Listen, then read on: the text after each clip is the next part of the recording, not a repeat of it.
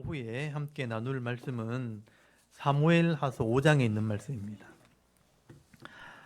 여러분 구약성경 사무엘하서 5장을 다 펴놓으시고요.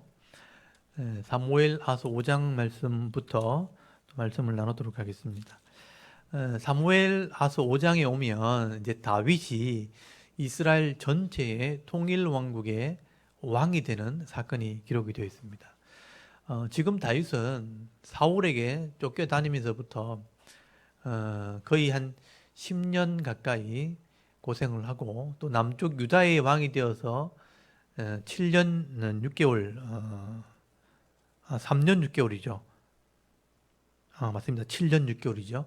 7년 6개월 동안 이제 남쪽 유다의 왕이 되었다가 이제 이 사울이 왕이었던 그 나라와 함께 이제 합치게 되는 사건이 벌어지게 되는 겁니다.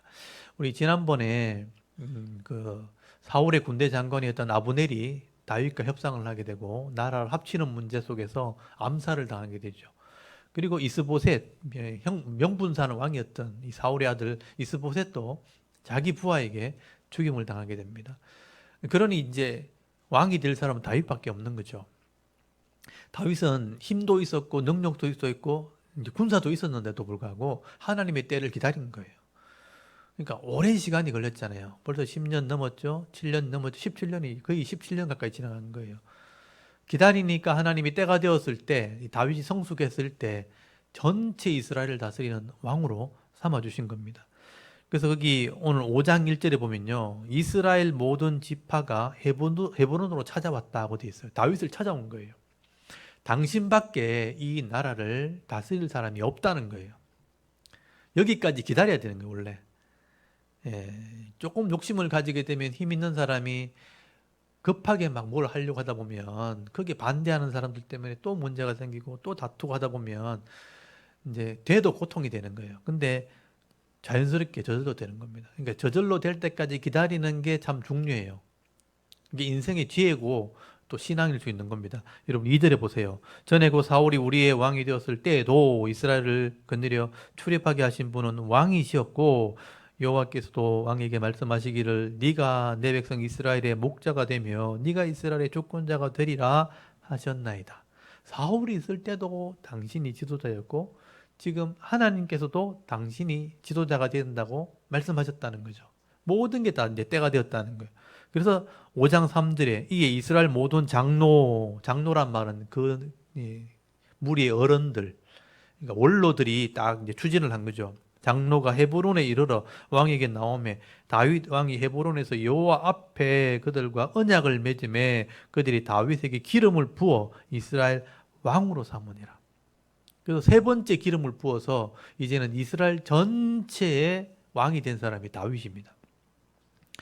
그래서 이때 나이가 거기 4절에 보면 30세라고 돼 있는데 7년 6개월을 유다 왕으로 있었다고 돼 있으니까 37세인 거죠. 37세에 예루살렘에서 왕이 되었고 33년을 다스렸다고 정리를 해놨죠. 그래서 여기 보면 헤브론에서는 7년 6개월 동안, 예루살렘에서는 33년을 다스렸다. 이게 다윗의 그 왕을 지냈던 기간입니다. 그래서 이 40년이죠. 그래서 때를 기다렸다가 하나님의 때가 되었을 때 지도자가 된 겁니다. 그리고 하나님이 다윗을 통해서 이스라엘이란 나라를 이루시는 것을 역사 속에 보게 하는 거죠. 그래서 다윗이 이루었던 이 이스라엘 나라, 이스라엘 역사가 지금도 사람들이 사모하는 그 나라인 거예요. 다윗처럼 되었으면 좋겠다. 다윗이 세웠던 나라처럼 회복되기를 원한다. 그렇게 얘기하는 거예요. 그래서 다윗이 드디어 이제 훈련받고 준비되었을 때 왕이 된 겁니다. 그리고 6절 보십시오. 왕과 그의 부하들이 예루살렘을 차지하게 되었다. 거기 보면 여부수 족속이 아직 살았다고 돼 있죠. 거기 보면 여부수 사람이라고 나오는데 여부수 사람이 가나안 족속, 가나안의 7족속, 그 죄를 상징하는 족속인데 이 예루살렘이요 바위로 된 산에 성이 있고 요새입니다. 그러니까 아무나 그걸 점령을 못하는 거예요. 사울도 점령을 못했고 앞에 있던 여호수아도 점령을 못했어요. 그 땅을 차지하지 못하고 계속 가나안 족속이 살고 있었는데 다윗이 그 땅을 차지한 거예요. 그게 예루살렘 성입니다. 근데 여부수 사람이요, 이때까지 아무도 이 땅을 침범을 못했기 때문에 막 조롱을 하죠. 거기 6절 중간에 보시면요, 이 여부수 사람들이 다윗에게도 막 조롱을 합니다. 결코 이르러 들어오지 못하리라. 맹인과 다리 저는 자라도 너를 물리치리라. 우리 이 백성들 중에 못 보는 사람도 다리를 절어도 너희한테 이긴다 이러면서 막 다윗을 조롱을 한 거예요. 다윗이 좀 화가 났죠. 그래서 여기 7절 보면요, 다윗이 시온 산성을 빼앗았으니 이는 다윗성이라. 그날 다윗이 이르기를 누구든지 여부수 사람을 치거든 물 깃는 대로 올라가서 다윗의 마음에 미워하는 다리 저는 사람과 맹인을 치라. 맹인과 다리 저는 사람도 이긴다 하니까 다윗이 그렇게 말한 거죠. 맹인과 다리 저는 사람을 치라. 이게 물 깃는 대로 올라간다고 되어 있는데요, 이 물 깃는 데가 뭐냐면 샘이요, 샘. 그러니까 예루살렘은 바위산이고 바위 꼭대기에 물이 있을 수가 없죠. 그러니까 그 산에서 성을 이렇게 지으면 물이 있어야 먹고 사니까 그 물 있는 데까지 구멍을 내야 되는 거예요. 그러니까 이 바위산이 있고 바위산 밑에 샘이 있는데, 골짜기에 샘이 있는데, 이 예루살렘에서부터 굴을 파고 들어가는 거죠. 파고 들어가서 샘에서부터 또 굴을 파고 안으로 들어오는 거예요. 그래서 샘에서부터 이 밑으로 내려가는 데까지 만나가지고 물이 거기 밑에 있는 걸 길러 오는 거죠. 그래서 이게 물 길는 곳이라고 말하는데 예루살렘 성에서부터 나온 구멍입니다. 굴이죠, 굴. 다윗이 그걸 알고 있었다는 거예요. 그래서 그쪽으로 몰래 군사를 보내가지고 기어 올라가가지고 성 안에 들어가서 이 성을 침략을 해서 빼앗게 됩니다. 그래서 이 굴이, 이 섬이, 이 샘이 지금도 남아 있어요. 그래서 이제 지금은 폐쇄시켜놨죠. 위험하니까. 떨어질 수 있으니까. 그래서 이 구멍이 지금도 남아 있습니다. 그래서 이 속으로 들어가가지고 용기 있는 사람들이 굴 속에 들어가가지고 이 사람들을 쳐서 점령해서 그 성을 빼앗게 되는 거예요. 그래서 구절에 보면 다윗이 그 산성을 빼앗아서 다윗성이라는 이름을 붙였고, 그거를 거기 7절에 보면 시온산성이라. 이 시온이란 말이 요새라는 뜻이거든요. 그래서 요새로 된 성, 이걸 다윗이 빼앗았으니까 다윗의 성이라고 불렀죠. 그래서 9절에 보십시오. 다윗이 이 산성에 살면서 다윗성이라 이름하고, 다윗이 밀로에서부터, 그 밀로가 그 구멍이거든요. 밀로에서부터 안으로 성에 둘러싸였으니 만군의 하나님 여호와께서 함께 계시니 다윗이 점점 강성하여 가니라. 그래서 예루살렘이란 이곳은요, 아브라함이 이삭을 바쳤던 그곳이거든요. 바위에. 그리고 다윗 성을 지었던 곳이고, 나중에 솔로몬이 이 성 위에 성전을 짓게 되고, 나중에 예수님이 이 예루살렘 성에서 십자가를 지시게 되고 죄 문제를 해결하는 곳이 됩니다. 나중에 다윗이 이것을 타작마당을 돈 주고 사거든요. 그래서 값을 지불하고 산 땅, 이곳이 그 에덴 동산으로 범죄를 일으켰던 땅입니다. 그러니까 죄를 지었던 곳이고 하나님이 나라를 세웠던 곳이고 속죄했던 곳이고, 여기서부터 종말이 이루어지는 거. 그러니까 예루살렘이 세상의 중심인 거예요. 그래서 예루살렘이 그만큼 중요한 곳입니다. 그래서 지금도 예루살렘이 세상에 초점이 돼 있고, 거기서 문제가 일어나면 세상 사람들이 관심을 가지는 이유가 이것 때문이에요. 그래서 여기가 처음 다윗이 여부수 속에서 빼앗은 땅입니다. 그래서 나중에 이 다윗성을 평화가 있는 땅이라, 그래서 예루살렘이라고 부르게 된 겁니다. 그래서 다윗은 여기서 성을 짓고 왕궁을 짓게 됩니다. 거기 11절에 보면요, 두로 왕 히람이라는 사람이 나와요. 두로는 이 팔레스티나 조금 북쪽에 있는 페니키아 문화에 있는 사람들이에요. 그러니까 두로와 시돈이라는 곳이 고대 시대부터 무역을 하는 항구예요. 그러니까 아시아에서부터 물건이 들어오면 지금 이라크 땅을 거쳐가지고 그 바벨론 땅을 지나가지고 두로의 시돈이 오면 여기서 이제 배를 타고 유럽으로 들어가는 곳입니다. 그러니까 여기서 그 무역이 굉장히 활발하게 일어나는 곳이니까 문화가 쌓여 있고 모여 있고 돈이 모이는 곳, 이런 곳입니다. 그래서 이 부자인데 이 히람이 다윗이 왕이 되었다는 얘기를 듣고 왕궁을 지어주죠. 다윗의 왕궁을 지어줍니다. 그래서 이 사람이 건축하는 기술이 있거든요. 그래서 11절에 두로와 히람이 다윗에게 사절과 백향목과 목수와 속수를 보내며 그들이 다윗을 위해 집을 지었다고 돼 있죠. 여기 보면 백향목이나 또는 목수와 속수를 보냈다고 되어 있는데 나무로 왕궁을 지은 거예요. 그러니까 이스라엘 땅은 바위산이고 전부 돌이에요, 돌. 그러니까 집을 돌로 지어, 이 사람들은요. 그러니까 돌집은 흔한 집이고 나무가 귀하니까 나무로 지은 집은 고급집인 거예요. 그래서 왕궁을 나무로 짓습니다. 나무로 지어서 금을 입히고 이렇게 하는 거예요. 그래서 이 나무를 가지고 백향목 가지고 그 돌 위에다가 나무를 얹어서 아름다운 다윗의 집을 지었는데 이게 다윗의 왕궁입니다. 이 다윗의 왕궁터가 지금도 남아 있습니다.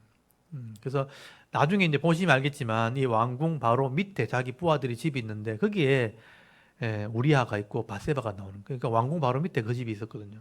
지금도 그 터가 남아 있습니다. 다윗이 왕궁을 짓게 되죠. 그래서 12절에 다윗이 여호와께서 자기를 세우사 이스라엘 왕으로 삼으신 것과 그의 백성이 이스라엘 위하여 그 나라를 높이신 것을 알았더라. 다윗이 왕이 되었고 이 전체를 다스리는 임금이 되었지만 하나님이 그렇게 했다는 걸 알았다. 이게 굉장히 중요한 거예요. 그러니까 교만하지 않았다는 뜻입니다. 그리고 13절에 보면 다윗이 헤브론에 올라온 후에 예루살렘에서 처첩들을 더 두었으므로 아들과 딸들이 또 다윗에게 나니 그랬죠. 다윗은 이미 헤브론에 올 때 보면 6명의 아내가 있었어요. 제가 그거는 이제 다윗의 개인사기 때문에 정리를 제가 좀 해드리면 거기 사무엘하서 3장을 한번 보세요. 사무엘하서 3장 2절 한번 보십시오. 사무엘하서 3장 2절에 보면 다윗이 헤브론에서 아들을 낳았으되 헤브론에 올라왔을 때 처음에 왕이 되거든요. 그때 아들을 낳았는데 맏아들 암논이 맏아들이고요.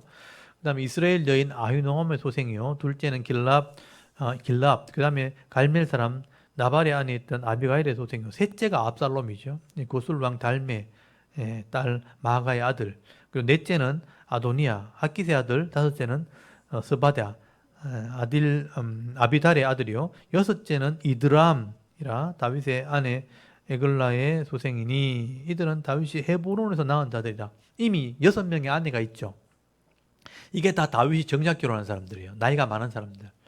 그래서 뭐 달메 딸, 뭐 이렇게 다 왕의 아들, 딸들 이런 사람들을 결혼한 게 뭐냐면요.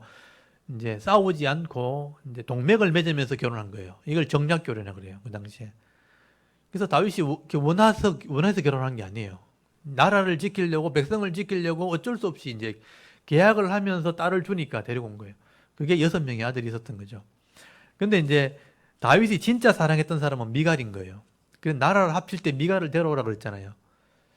근데 이제 미갈을 데리고 왔는데 마음이 하나가 안 되는 거예요. 이 마음이 이제 돌아서 있는 거죠. 그러니까 다윗이 왕이 되었는데 가정이 불안하잖아요. 그러니까 조금 마음에 드는 사람들을 좀 이렇게 데리고 와서 또 결혼하고 이렇게 된 거예요. 처첩이 많아진 거예요. 그래서 지금 5장 13절 이하에 처첩이 더 늘어났다는 것은 무슨 얘기냐면 나라는 강성해지고 하나님의 일꾼으로 쓰임은 받았는데 집은 편하지 않았다 이런 뜻이에요. 다윗의 마음을 만족해 하는 부인이 없었던 거예요. 또 처첩이 데려와서 또 아들 낳아요. 14절에 보면 아들 4명이 나와요. 삼무아, 소밥, 나단, 솔로몬 이런 사람들은 잘 몰라요. 사람들이. 다윗의 첩들이 아들입니다. 15절에 보면 거기 아팔과 엘리서와 네벡과 야비야 또 4명이 나오죠. 16절에 엘리사마, 엘라다, 엘리벨렛 같은 3명, 합치면 11명이죠. 이 첩의 아들이 11명이 나오는데 이런 사람들은 알려지지 않은 사람들이에요. 그러니까 왕족이잖아요. 왕의 아들들이니까 굉장한 실권을 가진 사람들이죠. 근데 이제 이런 사람들은 그냥 역사에 흘러간 사람들이죠. 믿음이 없는 사람들입니다. 그러니까 첩첩들이 있었으니까 다윗의 마음은 미갈에 가 있었던 거예요. 근데 미갈과 다윗이 한번 생각해 보세요. 아브넬과 협상할 때 나라를 합치는 조건으로 미갈을 데려오라 했을 때 다윗의 마음에는 첫사랑이었고 진짜 사랑하는 아내였거든요. 근데 데려와 보니까 마음이 안 맞는 거예요. 신앙이 안 맞는 거예요. 일단 우상을 섬기는 거예요. 신앙이 안 맞아요. 그것 때문에 마음이 굉장히 아파 있는데 나중에 또 미갈이 나옵니다. 결국은 결별하게 되죠. 미갈하고 결별하게 됩니다. 그래서 미갈은 참 불행한 여인이 됐죠. 왕의 아내인데 다윗하고는 지내지 못하니까 아무도 손을 못 대는 거예요. 혼자 독서 공부하면서 평생을 살게 되는 그런 여인이 바로 미갈이 됩니다. 다윗이 그런 그 아내에 대한 목마름이 있었고 가정에 대한 목마름이 있었는데 그게 해결되지 않았기 때문에 나중에 범죄가 일어나게 되는 거죠. 이거는 굉장히 불행한 일 중에 하나입니다. 다윗은 이렇게 아내가 있었다는 것은 다윗이 음란했다는 게 아니에요. 한 사람만 사랑했는데 그게 이루어지지 않은 거예요. 그게 쉽지 않은 일입니다. 그래서 이런 처첩들이 있다는 걸 얘기하면서 그런 분위기를 좀 알고 그렇지만 나라는 강건해지는데 한번 보세요. 다윗이 왕이 되었고 하나님이 함께 하셔서 강대한 나라로 발전하기 시작하는데 방해하는 세력이 분명히 나온다는 거죠. 그게 영적인 전쟁이에요. 그게 17절입니다. 단락이 나눠져 동그라미에 붙어 있죠. 적들이 다윗을 위협했다. 나라가 강해지면 반드시 위협하는 사람이 나온다. 여러분 우리 개인도 마찬가지예요. 은혜 받고 뭔가 잘 되려고 하면 반드시 시기하는 사람이 나옵니다. 방해하는 사람, 잘해주는 척 하면서 방해하러 오는 거예요. 그런 사람들을 잘 이겨내야 됩니다. 17절 보세요. 이스라엘이 다윗에게 기름을 부어 이스라엘 왕으로 삼았다 함을 블레셋 사람들이 들었어요. 블레셋 사람은 다윗의 적들입니다. 다윗이 용병으로 있었던 곳이죠. 블레셋 사람들이 듣고 블레셋 사람들이 다윗을 찾으러 다 올라오매 다윗이 듣고 요새로 나갔다. 이게 뭐 다윗을 찾으러 왔다. 원래 다윗은요 블레셋의 장군으로 있었어요. 쫓겨다닐 때. 그때는 힘이 없으니까 블레셋 밑에 들어가서 그들과 싸워주고 이랬단 말이에요. 그러니까 자기 밑에 있던 자리가 가지고 이스라엘 왕이 됐으니까 자기 부하들이 왕이 됐잖아요. 자기 부하가 왕이 됐으니까 찾으러 왔다 이렇게 얘기하는 거예요. 그런데 다윗은요 블레셋의 군사로 있으면서 장군으로 있으면서 그들의 전력을 다 파악하고 있는 거예요. 다윗은 시글락에 있으면서 블레셋과 함께 전쟁을 했기 때문에 그들이 무슨 무기를 가지고 있는지 어떤 전략을 가지고 싸우는지 다 알고 있는 거예요. 그러니까 이 다윗이 왕이 되었을 때 이 블레셋을 손바닥 안에 놓고 볼 수 있는 그 정도의 전략을 가지고 있었던 거예요. 근데 다윗이 어떻게 하는 거 보세요. 여기 18절 보면요. 블레셋 사람들이 이미 이르러 르바임 골짜기에 가득한지라 전쟁을 준비할 때 다윗은 19절에 뭐라 그래요? 다윗이 여호와께 여쭈었다 그랬어요. 하나님한테 물어보는 거예요. 이게 다윗의 신앙이에요. 그래서 뭐라고 물어보냐면 내가 블레셋 사람들에게 올라가리까 여호와께서 그들을 내 손에 넘기시리까 하니 여호와께서 다윗에게 말씀하시되 올라가라 내가 반드시 블레셋 사람을 네 손에 넘기리라 한지라. 그러니까 다윗이 능력도 있고 저게 약점도 다 알고 있는데 하나님께 물어보는 거예요. 하나님 내가 싸울까요? 이게 중요한 거예요. 잘 되었을 때도 다윗은 하나님을 알고 있었다. 물어보는 겁니다. 하나님 싸울까요? 그래서 이제 하나님이 허락을 받고 싸우니까 20절에 다윗이 바알브라심에 이르렀다. 나중에 그 이름이 나옵니다만은 거기 그 깨트리는 격파, 박살낸다 이런 뜻이거든요. 이 바알브라심이란 말이 하나님이 그들을 깨트렸다 이런 의미인데 다윗이 바알브라심에 이르러 거기서 그들을 치고 다윗이 말하되 여호와께서 물을 흩음같이 내 앞에서 내 대적을 흩어졌다 하므로 그곳 이름을 바알브라심이라 부르니라. 다윗이 허락을 받고 나갔더니요 하나님이 그냥 박살내버린 거예요. 적들을 이기겠다는 거예요. 이 바알브라심이란 말이 물을 흩음같이 우리가 이제 바가지에 물 떠서 물을 팍 뿌리면 물이 팍 흩어지잖아요. 그것처럼 우리가 나가니까 적들이 팍 흩어졌다 이런 뜻이거든요. 혼비백산하고 도망갔다, 흩어졌다. 하나님이 이렇게 그들을 깨트렸다. 깨트림의 주인이란 뜻이 바알브라심이에요. 하나님이 이기게 하셨다. 그래서 그 지명을 만들었던 거예요. 바알브라심. 그리고 21절 거기서 블레셋 사람들이 그들의 우상을 버렸으므로 다윗과 그의 부하들이 거기 치웠다고 돼 있죠. 이들이 우상을 믿고 들고 나왔다가 쫓겨난 거예요.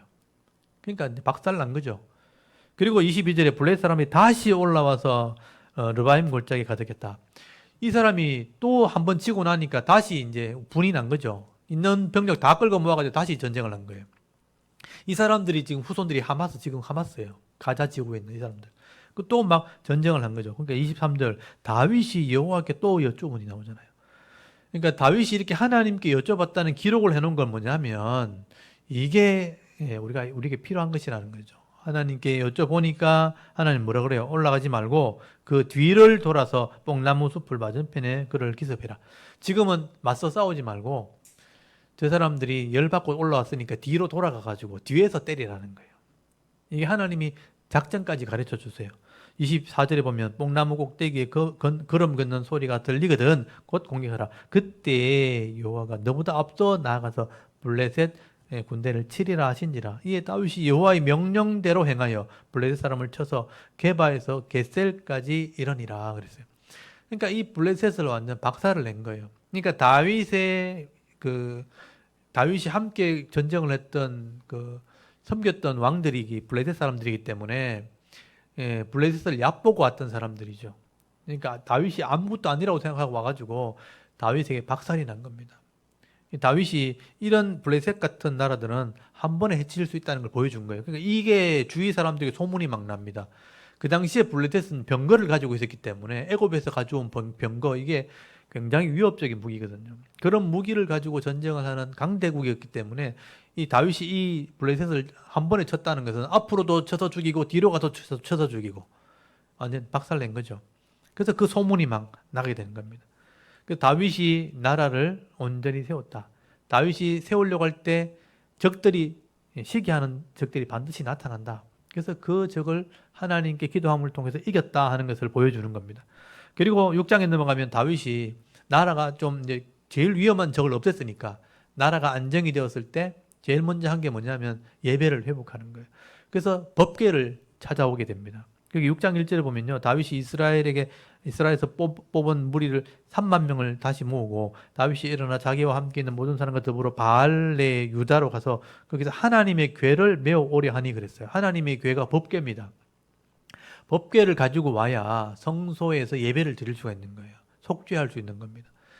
다윗이 이 중요성을 알았기 때문에 레위기 율법에 있는 대로 제사장들과 함께 예배를 드리려고 법궤를 이제 왕궁으로 가지고 들어온 거예요. 이게 이제 굉장히 중요한 사건이 정치적으로도 중요하고 종교적으로도 중요해요. 원래 이 법궤가 있었던 곳은 거기 실로라는 곳입니다. 실로에 성막이 세워져 있었기 때문에. 근데 블레셋 때 이 법궤를 한번 빼앗겨 가지고 블레셋 갔다가 돌아오면서 실로로 돌아가지 않고 그 다른 곳에 있었거든요. 다른 곳에 이제 흩어져 있었는데 이 사울 왕 때 이것들 관리를 하지 않았어요. 그러니까 어딘지 모르고 있다가 나중에 다윗이 이걸 찾아가지고 들어옵니다. 그래서 그때 실로로 가지 않고 실로는 북쪽에 있고 예루살렘이 이제 남쪽에 있거든요. 그래서 북쪽에 있는 이 종교 중심 실로에서 남쪽 예루살렘으로 옮긴 거예요. 이게 이제 깃대를 옮긴 거나 마찬가지예요. 북쪽 중심에서 남쪽 유다로 이제 북쪽 정치 중심에 있는 정치를 남쪽에 있는 중심으로 정치를 옮기면서 종교에 있는 지도자들을 다 데려온 거죠. 그러니까 모든 것이 남쪽으로 다 집중되도록 만들어버린 거죠. 이거 정치적으로 굉장히 중요한 사건이죠. 그래서 예루살렘에 법궤로 들고 들어오는 사건이에요. 근데 여기서 이제 문제가 생기죠. 이게 우사 사건이 나온 거죠. 이게 왜 나왔냐 하면 법궤를 옮겨오는 문제는 하나님의 계획이고 하나님의 뜻인데 이 개인적인 어떤 욕심을 가진 사람이 그 중간에 개입이 된 거예요. 그게 우사라는 사람이에요. 이 정치 세력입니다. 잘 보시면 이거 사람들이 잘 모르시는데 3절을 한번 보세요. 그들이 하나님의 궤를 새 수레에 싣고 산에 있는 아미나답의 집에서 나오는데 이 아미나답의 아들이 바로 우사예요. 그리고 아효가 그 수레를 끌었다고 되어 있거든요. 그러니까 아미나답의 집에 이 법궤가 있었기 때문에 이 사람들이 계속 이걸 지키고 있었거든요. 그러니까 자기 거나 마찬가지라고 생각하고 있었는데 왕이 달라 하니까 가지고 가는데 아무도 손을 못 대게 하고 우사, 아미나답의 아들 우사가 이제 권력을 가지고 그걸 딱 지키고 있었던 거예요. 원래는 제사장이 매야 되는데 분명히 제사장들이 이거 매야 된다 그랬을 거예요. 제사장이 분명히 있었기 때문에. 근데 우사가 우긴 거예요. 내가 들고 간다. 그러니까 역사의 중심에 내가 설 거다 이렇게 한 거예요. 원래 이제 무슨 사건의 중심이 있을 때 제일 앞에 나오는 사람이 있잖아요. 원래는 제사장이 매야 되는데 내가 집에 있었기 때문에 내가 한다 이렇게 한 거예요. 아미나답의 아들이니까 우사가 우긴 거예요. 그래서 제사장이 매야 될 이 하나님의 규례를 어기고 수레에다 이걸 실어버린 거죠. 이거는 성경이 없는 것이고 레위 율법이 맞지 않는 것이고 하나님 법이 아닌 거예요. 이 수레에 실은 적은 블레셋에 갔을 때 블레셋 사람들이 이방 사람이 몰라가지고 수레에 싣고 다녔거든요. 그 방법대로 수레에, 그것도 새 수레에 얘를 갖추고 새 수레에 실은다 하면서 자기들이 우겨서 가져간 거예요. 그래서 하나님 보실 때는 이게 방법이 아니죠. 법궤는 제사장이 어깨에 메고 가야 되는 건데 왜 수레에 실렸냐?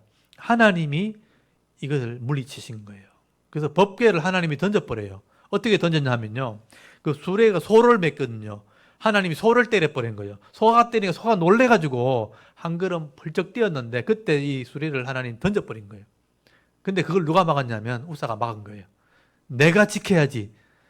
그러니까 완전히 우사는 자기를 위해서 하나님의 뜻을 어겨가면서 그것도 하나님이 던져버린 걸 자기가 막으려고 했던 거예요.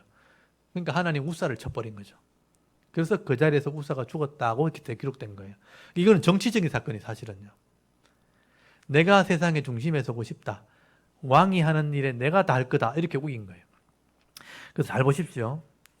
4절에 보면 그들이 산에 있는 아비나답의 집에서 하나님의 궤를 싣고 나올 때 아효는 궤 앞에 있고 다윗과 이스라엘 온 족속은 잣나무로 만든 여러 가지 악기, 수금, 비파, 소고, 양금, 제금으로 요 앞에 연주했죠. 다윗은 기쁘니까 찬송을 한 거예요. 근데 6절에 그들이 나곤의 타작마당에 이르러 소들이 뛰었다고 돼 있죠. 우사가 손을 들어 하나님의 궤를 붙들었다고 돼 있죠. 소가 뛰었다라는 표현이 뭐냐 하면요, 소들이 법궤를 던졌다 이런 의미예요. 뛰었다는 표현이 뭐냐 하면 던져버렸다. 하나님이 소를 통해서 법궤를 던져버린 거예요.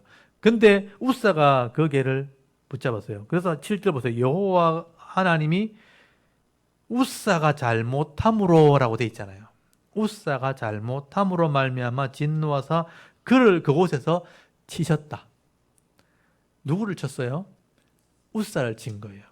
잘못함으로라는 표현에는 이거 들고 가는 방법도 잘못되었고 잡으려고 했던 것도 잘못된 거고, 하나님의 뜻대로 그냥 던져버렸으면 사실 법궤를 새로 만들었을 거예요 아마. 근데 이걸 막으려고 했던 거죠. 그러니까 하나님이 우사의 잘못을 보고 치셨다. 그래서 그 자리에서 죽었다라고 되어 있고요. 8절에 보세요. 여호와께서 우사를 치심으로 다윗이 분하여 그곳을 베레스 우사. 이건 베레스 우사란 말이 그 번호가 달려있고 밑에 보시면 나오죠. 우사를 쳤다. 하나님이 우사를 친 곳 이런 의미예요. 기억해라는 거예요. 하나님의 방법을 버리고 내 뜻을 이루려고 하다가는 법궤는요, 하나님 방법대로 하는 예배에 사용되는 거예요. 자기가 마음대로 했다는 거예요. 하나님이 친 거죠. 정치적으로 하나님 치신 겁니다. 그래서 심판받은 것이 베레스 우사예요. 하나님이 우사를 쳤다. 이거는요, 교회에서 굉장한 큰 교훈이 있는 거죠. 예배를 함부로 하면 안 되는 거예요. 교회를 하나님의 뜻대로 해야 되는데 자기 뜻대로 하려고 하면 하나님이 치시는 거예요. 우사가 침을 당했다. 그래서 다윗이 충격을 받은 거죠. 여호와를 두려워해서 여호와 궤가 어찌 내게 오리요. 그러면서 이제 못 가져온 거예요. 오벳 에돔의 집에 머물고 있었는데 오벳 에돔의 집에서 이 법궤를 보호할 때 그 집에 복을 주셨고 11절에 석 달을 머물게 되니까 하나님이 복을 주셨다. 하나님이 이제 위로하셨다는 말을 듣고 다윗이 다시 가서 법궤를 메옵니다. 12절에 보십시오. 어떤 사람이 다윗에게 이르되 여호와께서 하나님의 궤로 말미암아 오벳 에돔의 집과 그 모든 소에 복을 주셨다 한지라. 다윗이 가서 하나님의 궤를 기쁨으로 메고 이런 말 나오죠. 처음부터 이렇게 했어야 되는 거예요. 알고 있었는데도 우사가 우겼다는 거예요. 내가 들고 간다 이렇게 한 거예요. 내가 싣고 간다 이렇게 했기 때문에 다윗이 이걸 보고 나서 이제 궤를 메고 오베도돔 집에서 다윗의 성으로 올라오니까 이제 궤를 맨 사람들 제사장이 걸음을 걸을 때마다 다윗이 이제 하나님의 법궤로 이제 예배 드릴 수 있으니까 너무 기쁜 거예요. 그래서 그곳에서 춤을 추고 노래하고 이런 일을 하게 된 거예요. 14절에 다윗이 여호와 앞에 힘을 다하여 춤을 추는데 그때 다윗이 에봇을 입었다. 여러분, 힘을 다해 춤을 췄다고 돼 있잖아요. 이게 어떻게 했을까? 어떻게 한 것 같아요? 힘을 다해 춤을 췄다. 춤을 출 줄 알아요? 그 춤을 출 줄 아는 게 무슨 필요가 있어요? 춤은 되는 거지. 춤이 뭐냐요? 그냥 춤이에요, 이게. 그냥 춤을 추면 되는데 우리는 이제 동방예의지국의 사람들이라 가지고 이렇게 하는 걸 굉장히 부끄러워하는 거죠. 굉장히 부끄러움이 많아서. 근데 힘을 다해 춤을 췄다. 사실 이게 인간의 당연한 표현이죠. 기쁘면 벌쩍 뛰고 춤을 추는 것도 필요하다. 근데 사람들이 보니까 예의상 이제 보기 좋게 이렇게 하는 거죠. 이렇게. 그건 여러분만이 이제 터득을 하셔야 돼요. 성님 춤 출 줄 알아요, 성님 이제. 춤 안 좋았죠? 네. 저도 춤을 좀 가르쳐야 되겠다는 생각을 하는데 나중에 이제 기회가 되면 춤도 추고 이렇게 할게요.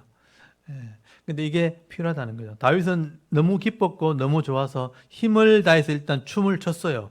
근데 옷이 이제 흘러내리는 사건이 벌어지게 되죠. 그래서 16절부터 이제 방해하는 세력이 나온 거예요. 아까도 블레셋이 방해했죠.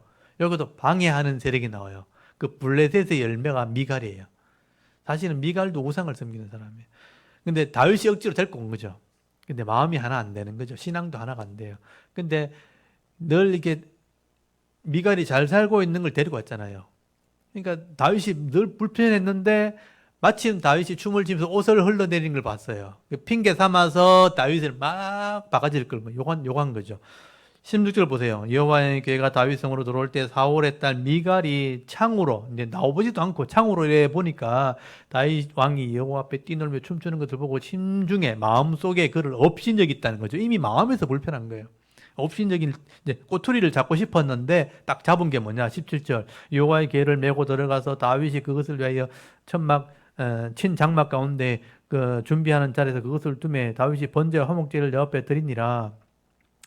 그리고 거기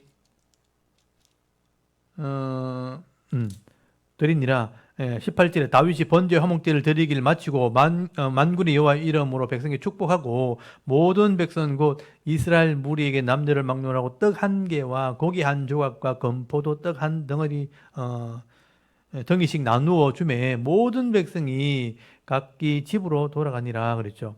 그러니까 거기 하나님께 예배를 드리는 게 너무 기쁘니까 백성들에게 음식을 함께 나누면 이게 화목제거든 사실은요. 나눠 먹는 거. 그래서 그 보면 17절 중간에 번제와 화목제가 나오죠. 번제는 하나님께 드려지는 예배고 화목제는 나누어 먹는 교제하는 예배인 거예요. 그러니까 하나님께 우리가 헌신하고 우리가 함께 교제하자 하고 떡을 나눠주고 이 다윗은 최선을 다해서 그렇게 한 거예요. 그리고 20절에 보면요. 축복했다고 돼 있어요. 다윗이 자기 가족에게 축복하려고 백성을 축복하고 자기 가족에게 축복하려고 돌아온 거예요. 근데 이 사울의 딸 미갈이요. 다윗을 맞으며 이렇게 잔소리를 하는 거죠. 이 이스라엘의 왕이 오늘 어떻게 그리 영화로운지요. 방탕한 자가 염치 없이 자기 몸을 드러내는 것처럼 오늘 그들이 신복의 계집종의 눈앞에서 몸을 드러내셨도다. 이건 이제 비난하는 거예요. 그러니까 어찌나 영화로운지 어떻게 영화로운지 비꼬면서 하는 말이에요. 아이고 다윗이여 그렇게 영광스러운 왕이 당신입니까? 이러면서 그렇게 영화로운데 어떻게 사람들 앞에서 그 옷을 홀라당 벗고 다닙니까? 이렇게 한 거예요. 이제 옷이 흘러내린 걸 모르고 춤을 췄거든요. 그걸 보면서 여기 보면 염치 없이 자기 몸을 드러내는 것처럼 방탕한 여기 보면 여기 방탕한 자가 염치 없이 자기 몸을 드러낸 것처럼 그들의 신복의 계집종 눈앞에서 여기 보면은 방탕한 자가 음란한 사람이 어떤 여인에 가서 옷 벗는 것처럼 자기 신하들 여인들 앞에서 자기 옷을 벗었다 이렇게 음란한 표현을 한 거잖아요. 사실은요. 사실 그게 아니잖아요. 하나님께 기뻐서 찬송했던 그 모습이 너무 열정적이다 보니 옷이 흘러내린 것뿐인데 그렇게 다윗을 비난한 겁니다. 다윗이 이 얘기를 딱 듣는 순간 굉장히 화가 났죠. 감사하고 축복하려고 왔는데 진짜 마음에 기쁨을 가지고 왔는데 그 기쁜 마음을 완전히 다 깔아뭉개버린 거예요. 그러니까 다윗이 진짜 화가 난 거예요. 그래서 다윗이 좀 불편했던 거 참고 있었던 게 있었거든요. 애써 이 여인을 데리고 와서 결혼했던 아내이기 때문에 사랑하려고 했는데 마음이 안 맞는 게 불편했었는데 그렇게 딱 얘기하니까 그러면 너는 잘났냐 이렇게 된 거죠. 그래서 21절부터 보세요. 다윗이 마음이 싹 바뀌면서 미갈에게 이르되 이는 여호와 앞에서 한 것이라. 그가 네 아버지와 그 온 집을 버리시고 그가는 하나님이 너희 집과 너희 아버지 집을 버린 거 아니냐. 너는 그럼 잘났냐? 하나님이 너희 집안 버린 거 아니냐? 너희 아버지 버린 거 아니냐? 이렇게 말한 거예요. 그의 온 집을 버리고 나를 택하사 나를 여호와의 백성의 이스라엘 주권자로 삼으셨으니 내가 여호와 앞에 뛰놀리라. 내가 이보다 더 낮아져서 스스로 천하게 보일지라도 네가 말한 바 계집종에는 내가 높임을 받으리라. 이거는 굉장히 이제 다윗의 마음이 이렇게 속상했는 말이에요. 내가 아무리 낮아져도 네 남편이다. 내가 아무리 천한 자가 되어도 내가 섬기는 여종들은 나를 그렇게 대하지 않는다. 나를 존경한다. 내가 옷을 벗어줘도 나를 존중히 대하지 니처럼 말하지 않는다. 이렇게 얘기한 거예요. 근데 네가 내 부인이면서 왕후면서 나한테 그렇게 말할 수 있어? 넌 버림받은 여자 아니야? 이렇게 말해보니까 둘 다 상처를 받은 거예요. 그 다음부터 다윗은 이제 미갈을 만나지 않는 거죠. 나라를 협상하는데도 데리고 올 만큼 사랑했던 사람인데 마음이 안 맞고 신앙이 안 맞으니까 더 이상 같이 있지 못하게 되는 거예요. 저는 이게 다윗의 불행이라고 생각하는 거예요. 나라를 세웠고 나라가 강건해졌고 하나님의 사람으로 쓰임을 받았는데 개인적인 가정에는 이런 평화가 없었다는 거예요. 그래서 23절에 그러므로 사울의 딸 미갈은 죽는 날까지 자식이 없었다는 건 뭐냐면 다윗과 함께 하시지 않았다는 겁니다. 혼자서 지내게 된 거죠. 그러니까 이 미갈에게는 참 불행한 인생이 된 거예요. 그러니까 이 미갈이라는 여자도 하나님을 제대로 알았더라면 신앙생활을 제대로 했더라면 다윗의 마음을 이해를 했더라면 이게 더 좋은 위치에 왕위의 위치에 있던 사람인데 완전히 이제 아무도 돌아보지 않는 그런 여인이 그냥 돼버린 거죠. 참 안타깝죠. 또 다윗도 마찬가지죠. 다윗도 나라를 이렇게 협상하는 문제에 데려올 만큼 사랑했던 사람인데 그 마음에 신앙으로 하나 되지 못하게 될 때 결국은 결별을 하게 되는. 근데 여기서 끝나는 게 아니에요. 그 상처 입은 마음은 아무도 해결할 수 없어요. 다윗이 이 문제를 해결하려고 진짜 아름다운 여자 하나를 만나가지고 사랑하려고 하다가 조급한 마음에 죄를 짓게 되죠. 그게 밧세바 사건입니다. 그걸 해결하려고 하다가 결국은 다윗이 그 밧세바 때문에 범죄하게 되었고 나중에 그 문제가 해결되지 않아가지고 끝나지 않았어요. 자식이 똑같이 되죠. 그 범죄한 모습을 자식이 닮아가고 그 자식이 닮아가는 바람에 다윗의 가정이 무너지게 되는 일이 벌어지게 됩니다. 다윗은 하나님의 사람으로 쓰임 받았는데 개인적인 인생사에서는 되게 불행했어요. 진짜 사랑하는 그런 여인이 없었습니다.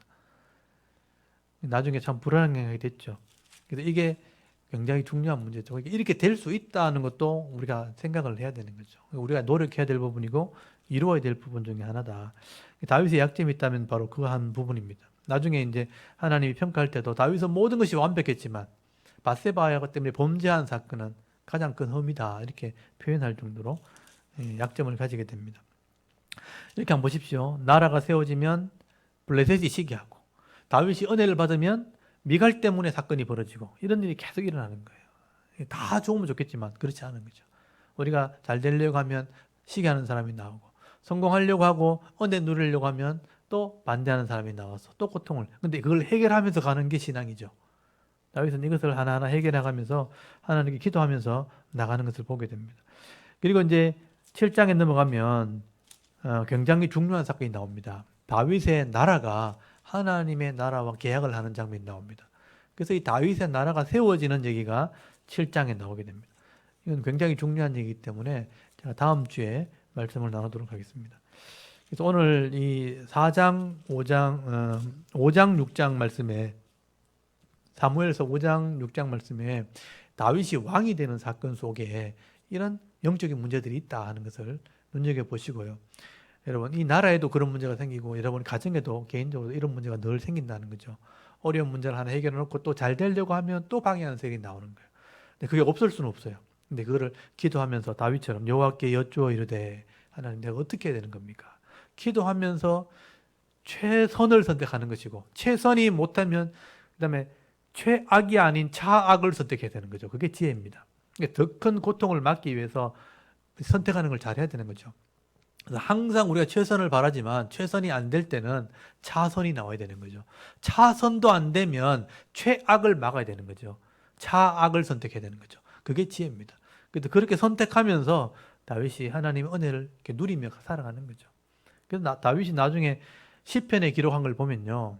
하나님 말씀을 따라갈 때 결국 우리가 은혜를 누리게 된다는 거예요. 제일 유명한 시가 시편 23편. 여호와가 나의 목자시니 내가 부족함이 없으리로다. 내가 사망의 엄침한 골짜기를 다닐지라도 내가 해를 두려워하지 않을 것은 주께서 나와 함께 하심이라. 그런 신앙의 고백이 나오는 거예요. 그게 우리의 신앙입니다. 그래서 세상은 분명히 다 좋은 건 아니고 분명히 다 악한 것도 아닌데 그 속에서 최선을 선택하고 또 차선을 선택하고 또 차악을 선택하면서 가는 지혜로운 삶을 살 때 하나님이 주신 은혜를 누리는 겁니다. 그 최악으로만 가지 않으면 되는 거예요.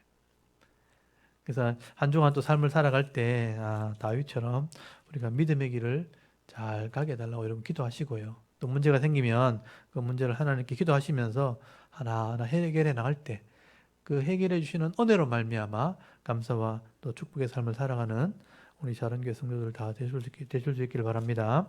우리 5장, 6장 함께 낭독을 하면서 제가 설명드렸으니까 말씀을 읽고 또 함께 한번 기도했으면 좋겠습니다. 우리 사무엘하서 5장을 이제 낭독을 하도록 하겠습니다.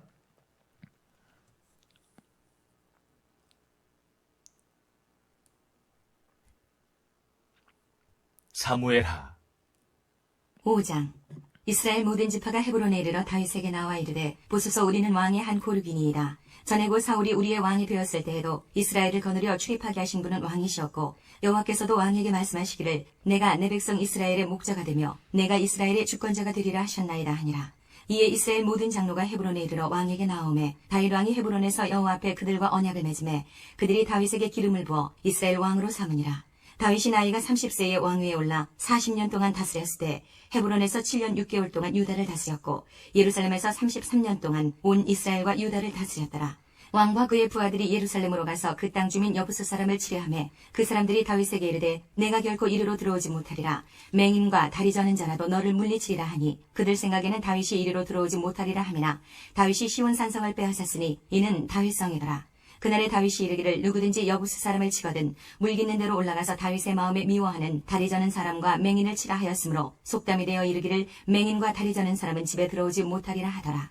다윗이 그 산성에 살면서 다윗성이라 이름하고 다윗이 밀로에서부터 안으로 성을 둘러싸으니라. 만군의 하나님 여호와께서 함께 계시니 다윗이 점점 강성하여 가니라. 두로왕 히람이 다윗에게 사절들과 백향목과 목수와 석수를 보내매 그들이 다윗을 위하여 집을 지으니 다윗이 여호와께서 자기를 세우사 이스라엘 왕으로 삼으신 것과 그의 백성 이스라엘을 위하여 그 나라를 높이신 것을 알았더라. 다윗이 헤브론에서 올라온 후에 예루살렘에서 처첩들을 더 두었으므로 아들과 딸들이 또 다윗에게서 나니 예루살렘에서 그에게서 난 자들의 이름은 삼무아와 소박과 나단과 솔로몬과 이팔과 엘리수아와 네벡과 야비아와 엘리사마와 엘리아다와 엘리벨렛이었더라. 이스라엘이 다윗에게 기름을 부어 이스라엘 왕으로 삼았다 함을 블레셋 사람들이 듣고 블레셋 사람들이 다윗을 찾으러 다 올라오매 다윗이 듣고 요새로 나가니라. 블레셋 사람들이 이미 이르러 르바임 골짜기에 가득한지라. 다윗이 여호와께 여쭈어 이르되 내가 블레셋 사람에게로 올라가리이까 여호와께서 그들을 내 손에 넘기시겠나이까 하니 여호와께서 다윗에게 말씀하시되 올라가라 내가 반드시 블레셋 사람을 내 손에 넘기리라 하신지라. 다윗이 바알 브라심에 이르러 거기서 그들을 치고 다윗이 말하되 여호와께서 물을 흩음같이 내 앞에서 내 대적을 흩으셨다 하므로 그곳 이름을 바알 브라심이라 부르니라. 거기서 블레셋 사람들이 그들의 우상을 버렸으므로 다윗과 그의 부하들이 치우니라. 블레셋 사람들이 다시 올라와서 르바임 골짜기에 가득한지라. 다윗이 여호와께 여쭈니 이르시되 올라가지 말고 그들 뒤로 돌아서 뽕나무 숲을 맞은편에서 그들을 기습하되 뽕나무 꼭대기에서 걸음 걷는 소리가 들리거든 곧 공격하라. 그때 여호와가 너보다 앞서 나아가서 블레셋 군대를 치리라 하신지라. 이에 다윗이 여호와의 명령대로 행하여 블레셋 사람을 쳐서 게바에서 게셀까지 이르니라. 아멘. 6장. 다윗이 이스라엘에서 뽑은 무리 3만 명을 다시 모으고 다윗이 일어나 자기와 함께 있는 모든 사람과 더불어 바알레 유다로 가서 거기서 하나님의 궤를 메어오려 하니 그 궤는 그룹들 사이에 좌정하신 만군의 여호와의 이름으로 불리는 것이라. 그들이 하나님의 궤를 새 수레에 싣고 산에 있는 아비나답의 집에서 나오는데 아비나답의 아들 우사와 아효가 그 새 수레를 모니라.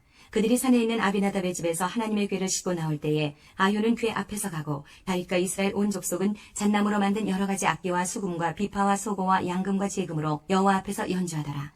그들이 나곤의 타작마당에 이르러서는 소들이 뛰므로 우사가 손을 들어 하나님의 궤를 붙들었더니 여호와 하나님이 우사가 잘못함으로 말미암아 진노하사 그를 그곳에서 치시니 그가 거기 하나님의 궤 곁에서 죽으니라. 여호와께서 우사를 치심으로 다윗이 분하여 그곳을 베레스 우사라 부르니 그 이름이 오늘까지 이르니라. 다윗이 그날에 여호와를 두려워하여 이르되 여호와의 궤가 어찌 내게로 오려 하고 다윗이 여호와의 궤를 옮겨 다윗성 자기에게로 메어가기를 즐겨하지 아니하고 가드 사람 오베데돔의 집으로 메어간지라. 여호와의 궤가 가드 사람 오베데돔의 집에 석 달을 있었는데 여호와께서 오베데돔과 그의 온 집에 복을 주시니라. 어떤 사람이 다윗 왕에게 아뢰어 이르되 여호와께서 하나님의 궤로 말미암아 오베데돔의 집과 그의 모든 소유에 복을 주셨다 한지라. 다윗이 가서 하나님의 궤를 기쁨으로 메고 오베데돔의 집에서 다윗성으로 올라갈새 여호와의 궤를 맨 사람들이 6걸음을 가매 다윗이 소와 살진 송아지로 제사를 드리고 다윗이 여호와 앞에서 힘을 다하여 춤을 추는데 그때에 다윗이 배에 에봇을 입었더라. 다윗과 온 이스라엘 족속이 즐거이 환호하며 나팔을 불고 여호와의 궤를 메어오니라. 여호와의 궤가 다윗성으로 들어올 때에 사울의 딸 미갈이 창으로 내다보다가 다윗 왕이 여호와 앞에서 뛰놀며 춤추는 것을 보고 심중에 그를 업신여기니라.